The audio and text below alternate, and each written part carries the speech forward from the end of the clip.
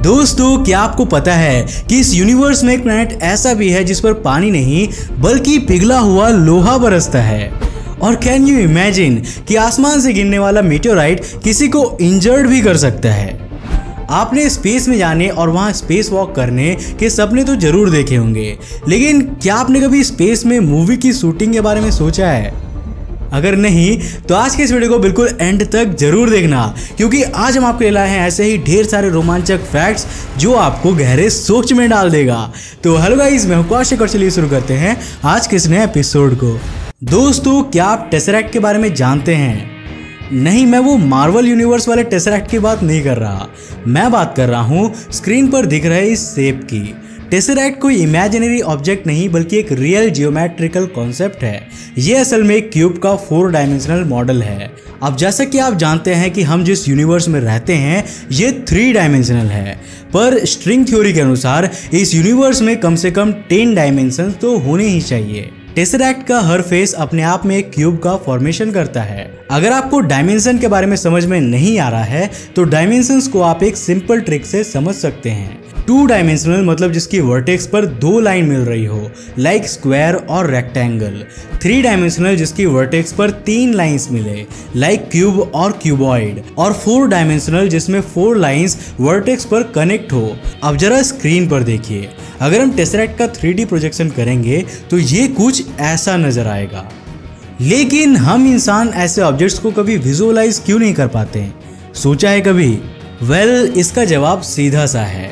ऐसा इसलिए क्योंकि हमने ऐसा ऑब्जेक्ट कभी देखा ही नहीं है। हम 3 डायमेंशनल एनवायरनमेंट में रहने वालों के लिए 4 डायमेंशंस और उससे हायर डायमेंशंस इमेजिन कर पाना ऑलमोस्ट इम्पॉसिबल है। दोस्तों, हमने अपने एक पिछले वीडियो में आपको बताया था कि हर साल लाखों की संख्या में मीटियोर्स हमारी धरती के एटमॉस्फेयर में एंटर कर जाते हैं और इनमें से कुछ हजार मीटेओराइट्स तो धरती के जमीन तक भी पहुंचने में कामयाब हो जाते हैं। आपको बता दूं कि मीटेओराइट्स मोस्टली या तो ओशियंस में गिर जाते हैं या फिर रिमोट एरियाज में गिरते हैं जहां पर कोई नहीं रहता। ऐसे में अगर मैं आपसे पूछूं कि एक मीटेओराइट से किसी के इंजर्ड होने के या मर जाने की कितनी चांसेस है, तो आपका जवाब क्या होगा? वेल, आज तक के ह्यूमन हिस्ट्री में मीटेओराइट्स के कारण सिर्फ एक ही इंसान ऑफिशियली इंजर्ड हुआ है।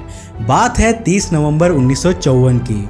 अमेरिका के अलाबामा में रहने वाली 34 साल की एन होजेस जब अपने घर में अपने बेड पर शाम के समय आराम कर रही थी, तभी एक संतरे के साइज का पत्थर घर की छत को तोड़ता हुआ उनके पास रखे रेडियो पर गिरा और उस पर बाउंस करके उनकी बॉडी से जा टकराया।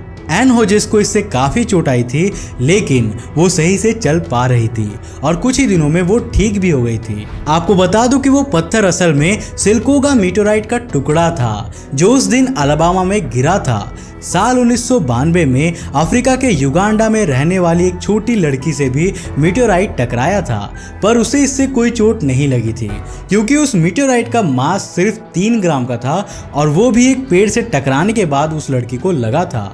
चलिए अब मैं आपको ले चलता हूँ धरती से सिर्फ 10.3 लाइट ईयर्स दूर एंड्रोमेडा के नॉर्दर्न कॉन्स्टलेशन में स्थित रॉस 248 स्टार की सैर पर। इसे सबसे पहले American astronomer Frank Elmore Ross ने डिस्कवर किया था। यह असल में एक रेड ड्वार्फ स्टार है जिसकी ब्राइटनेस काफी ज्यादा कम है और इसे नेकेड आई से देखना ऑलमोस्ट इम्पॉसिबल है। मगर क्या आप जानते हैं कि इस स्टार की सबसे बड़ी खासियत क्या है? साइंटिस्ट ये मानते हैं कि अगले करीब 80,000 साल में ये स्टार हमारे स्टार यानी कि हमारे सूरज के सबसे करीब वाला स्टार बन जाएगा। मतलब ये प्रॉक्सिमा सेंटोरी को रिप्लेस करने वाला है। साइंटिस्ट का ये भी कहना है कि अगर वॉयेजर 1 अपनी आज की स्पीड से अगले 36,000 सालों तक ट्रैवल करता रहा तो वो इस स्टार तक पहुंच सकता है। अब मैं आपको मिलवाने वाला हूं स्कॉट और मार्क केली से। ये जो आपके लेफ्ट साइड पर दिख रहे हैं वो है मार्क केली और राइट साइड वाले हैं स्कॉट केली। ये दोनों ट्विन ब्रदर्स हैं। साल 2017 में नासा के ट्विंस स्टडी के लिए इन दोनों को सब्जेक्ट बनाया गया था। बहुत से लोग ये कहते हैं कि स्पेस में जाने से इंसान के डीएनए में चेंजेस आते हैं और वहाँ पर बहुत ज़्यादा दिनों तक रहने से डीएनए पूरी तरह चेंज हो जाता है। बस इसी चीज का पता लगाने के लिए नासा ने इन दोनों जुड़वा भाइयों की मदद ली थी। इस स्टडी के लिए स्कॉट केली को 6 महीने के लिए स्पेस में भेजा गया था और मार्क केली को कंट्रोल सब्जेक्ट के रूप में धरती पर ही रखा गया था।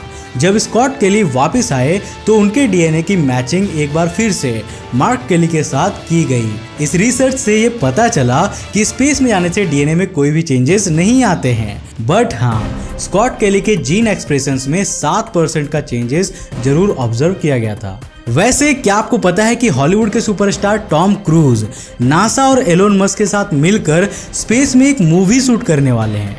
जी हाँ, मैं बिल्कुल सही कह रहा हूँ। हाल ही में नासा के एडमिनिस्ट्रेटर जिम ब्रेडेनस्टीन ने एक ट्वीट करके बताया है कि टॉम क्रूज इस प्रोजेक्ट के लिए नासा के साथ काम कर रहे हैं। ये शूटिंग इंटरनेशनल स्पेस स्टेशन में होने वाली है। हालांकि ये कंप्लीट प्रोजेक्ट क्या है और इसमें टॉम क्रूज कौन कौन से स्टंट करने वाले हैं, यह अभी डिस्क्लोज नहीं किया गया है। एलोन मस्क की कंपनी स्पेस एक्स का रोल इसमें फिल्म के क्रू को इंटरनेशनल स्पेस स्टेशन तक पहुंचाने का होने वाला है। वैसे एलोन मस्क से याद आया, अभी हाल ही में 5 मई 2020 को एलोन मस्क के बेटे का जन्म हुआ है।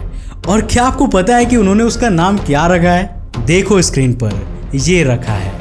मतलब यार इतना कठिन तो मैं अपने फोन का पासवर्ड भी नहीं डालता। वो आपने देखा है ना मूवीज में, ये लॉकर तभी खुलेगा जब इसमें वो सीक्रेट कोड डाला जाएगा।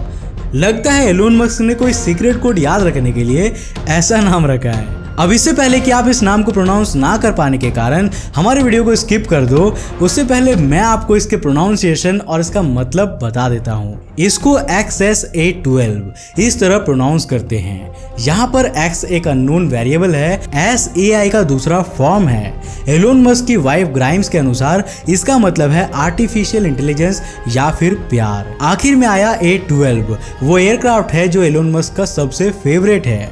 इस नाम के शुरुआती 2 लेटर्स यानी कि X और S उनकी वाइफ ने चुना है और आखिरी 2 लेटर्स A12 एलोन मस्क ने ऐड किया है। अब आप सोच रहे होंगे कि यार जब उनका बेटा स्कूल में जाएगा तब दूसरे स्टूडेंट्स उसका कितना मजाक उड़ाएंगे। वेल, ऐसा कुछ भी नहीं होने वाला, क्योंकि उनका बेटा इस नाम के साथ स्कूल में एडमिशन ले ही नहीं पाएगा। क्या? पर क्यों?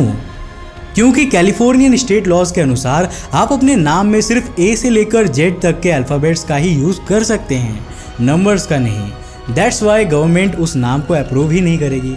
दोस्तों, मैंने आपको अपने एक पिछले वीडियो में नेपच्यून के पार के सोलर सिस्टम के बारे में बताया था। हमारे सोलर सिस्टम में नेपच्यून के पार स्थित ऑब्जेक्ट्स को ट्रांस नेपच्यूनियन ऑब्जेक्ट्स कहा जाता है। ऐसा ही एक ट्रांस नेपच्यूनियन ऑब्जेक्ट है 2011 KT-19, जिसे नीकू भी कहा जाता है। ये एक प्लैनेटॉइड है और इसे 31 मई 2011 को अमेरिका के एरिजोना में माउंट लेमन सर्वे के दौरान खोजा गया था।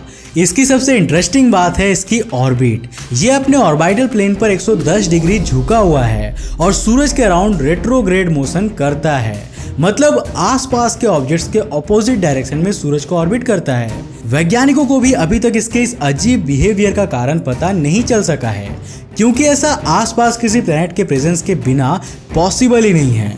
कुछ लोग मानते हैं कि हो सकता है कि मिस्टीरियस प्लैनेट 9 इसी ऑब्जेक्ट के आसपास कहीं प्रेजेंट हो, जिसे हम अभी तक खोज नहीं सके हैं। अब मैं आपको ले जाने वाला हूं धरती से 637 लाइट ईयर्स दूर पाइसेस कॉन्स्टेलेशन में स्थित एक एक्सोप्लैनेट वास्प 76b पर। इसकी रेडियस जुपिटर से ऑलमोस्ट 1.8 टाइम्स ज़्यादा है और मास 10% कम है। साइंटिस्ट की माने तो यहाँ का मैक्सिमम टेम्परेचर 2400 डिग्री सेल्सियस तक पहुँच जाता है और मिनिमम टेम्परेचर भी 1400 डिग्री सेल्सियस तक रहता है। ये टेम्परेचर इतना ज़्यादा है कि यहाँ की सरफेस पर प्रेजेंट आयरन भी वेपर में बदलकर आसमान में पहुँचकर क्लाउड्स का फॉर्मेशन करता होगा और बाद में कंडेंस होकर बारिश के रूप में जमीन पर बरसता होगा। है ना काफी इंटरेस्टिंग। वैसे जब स्पेस के बारे में हमें कुछ इंटरेस्टिंग याद आता है तो हमें सबसे पहले याद आती है नेशनल ज्योग्राफिक चैनल पर आने वाली अवार्ड विनिंग डॉक्यूमेंट्री कॉस्मोस की, जिसे होस्ट किया था नील डिग्रेस टाइसन ने। टाइसन कहते हैं कि इस पूरी धरती पर प्रेजेंट जितने भी जीव है, चाहे वो हाथी हो, गाय हो या फिर कोई और जीव, हम सभी एक दूसरे से जेनेटिकली जुड़े हुए हैं। मतलब हम एक ही परिवार के हैं। हमारी बॉडी में प्रेजेंट हर एक एटम इस कॉस्मोस का ही एक हिस्सा है। इसलिए जब मैं ऊपर आसमान की ओर देखता हूँ तो मैं अपने आप को बहुत बड़ा महसूस करता हूँ, क्योंकि हम सभी इस असीम ब्रह्मांड में जी रहे हैं और ये असीम ब्रह्मांड भी हमारे अंदर वास करता है। तो इन्हीं शब्दों के साथ आज के इस वीडियो को यहीं खत्म करते हैं। अगर आपको वीडियो पसंद आया तो इसे लाइक करना तो बनता है मेरे यार। तो सोच क्या रहे हो, लाइक करने में कौन से पैसे लगते हैं यार, लाइक कर दो। अभी तक हमारे बहुत सारे व्यूवर्स ने हमारे चैनल को सब्सक्राइब नहीं किया है यार, सब्सक्राइब कर दो, कोई पैसे नहीं लगते। तो फटाफट सब्सक्राइब करो और नोटिफिकेशन बेल को भी ऑन कर दो। अगर आपको वीडियो पसंद आया तो इसे लाइक करने के साथ साथ अपने फ्रेंड्स और फैमिली के साथ जरूर शेयर करना। अगर आप नए हो इस चैनल पे तो ऐसे इंटरेस्टिंग वीडियोस के लिए चैनल को सब्सक्राइब करने के साथ साथ नोटिफिकेशन बेल को भी ऑन कर देना, ताकि आप देख सको हमारे वीडियो सबसे पहले। तब तक के लिए बाय, जय हिंद।